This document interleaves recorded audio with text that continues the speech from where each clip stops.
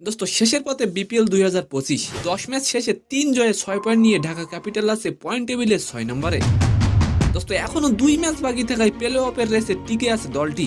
এই অবস্থায় এসে নতুন চমক দেখালেন সাকিব খান। এন্ড সেকেন্ড নিউজটি থাকবে দোস্ত 2021 সালের 6 জুলাই বোট ক্লাবের সভাপতি ব্যবসায়ী নাসির উদ্দিন মাহবুব পরিমণি সহ 3 জনের নামে মামলা করেছিলেন। দোস্ত আর এই মামলায় তাহলে কি পরিমণিকে জেল খাটতে হবে? তো নিউজ দুটি জানতে অবশ্যই ভিডিওটি সম্পূর্ণ দেখবেন। সালাম নমস্কার দোস্ত টুর্নামেন্টের একেবারে সেই দিকে বড় চমক দেখালেন সাকিব খানের দল ঢাকা।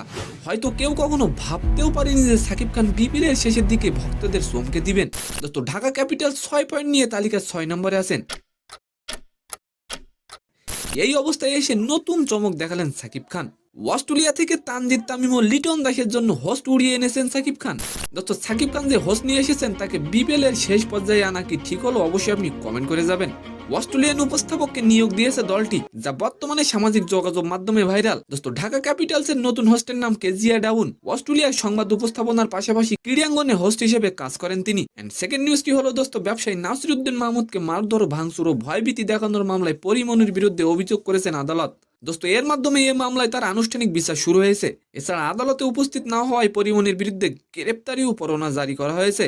দোস্ত এর আগে 2021 সালের 6 জুলাই বোট ক্লাবের সভাপতি নাসির উদ্দিন পরিমণি সহ 3 জনের বিরুদ্ধে মামলা করেছিলেন। দোস্ত এই মামলায় নাসির উদ্দিন উল্লেখ করেছেন পরিমণি অ্যালকোহল সেবনে অভ্যস্ত।